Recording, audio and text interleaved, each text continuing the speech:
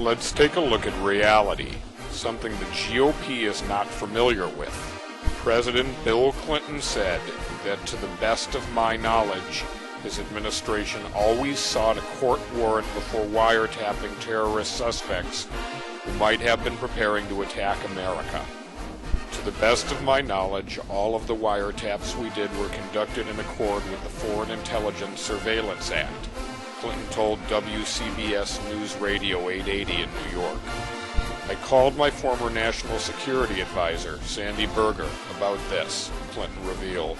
And he said, you know, they would ask me and I would approve probably 2 to 5 wiretaps a week to the FISA court.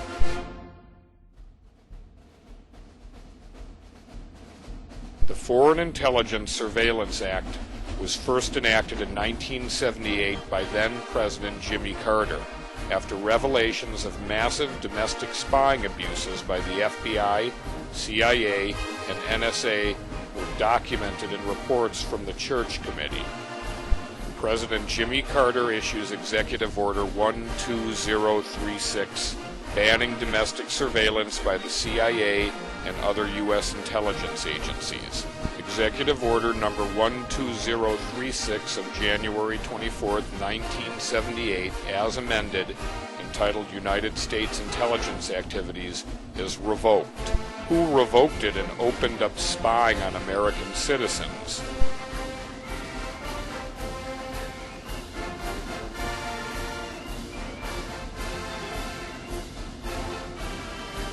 Yup, idiot Reagan. Executive Order 12333, signed by Ronald Reagan in 1981, allows for warrantless searches.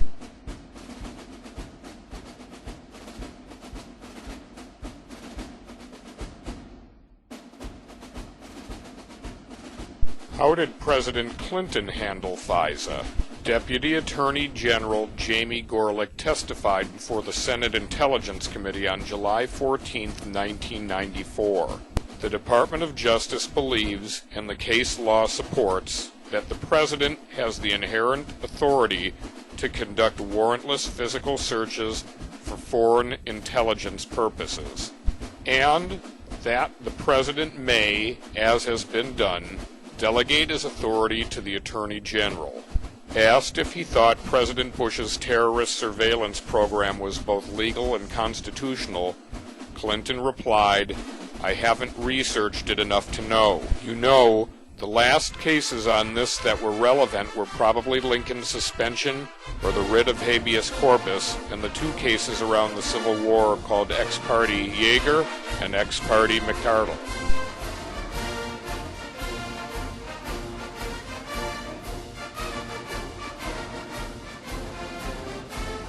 The statute never presented a problem. As far as I know, we always followed the statute. I don't think we ever went outside it. And it seems to me that I haven't seen any indication that it would have been an impediment here.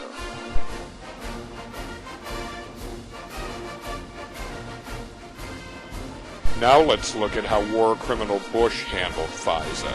Bruce Fein, the former Deputy Attorney General of the Reagan administration, said, on its face, if President Bush is totally unapologetic and says, I continue to maintain that as a wartime president I can do anything I want. I don't need to consult any other branches. That is an impeachable offense. It's more dangerous than Clinton's lying under oath because it jeopardizes our democratic dispensation and civil liberties for the ages. It would set a precedent that would lie around like a loaded gun, able to be used indefinitely for any future occupant. The president's dead wrong. It's not a close question. Federal law is clear, said Jonathan Turley, a law professor at George Washington University and a specialist in surveillance law. When the president admits that he violated federal law, that raises serious constitutional questions of high crimes and misdemeanors.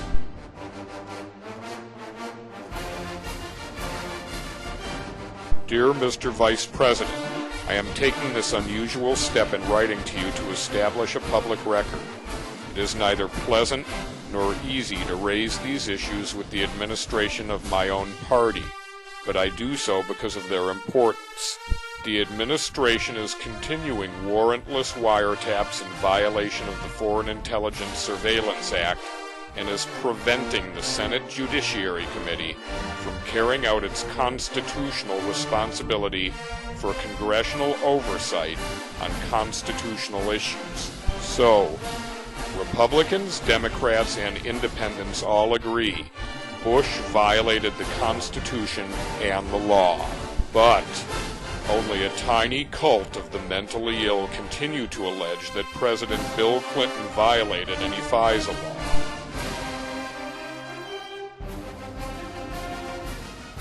The party's over.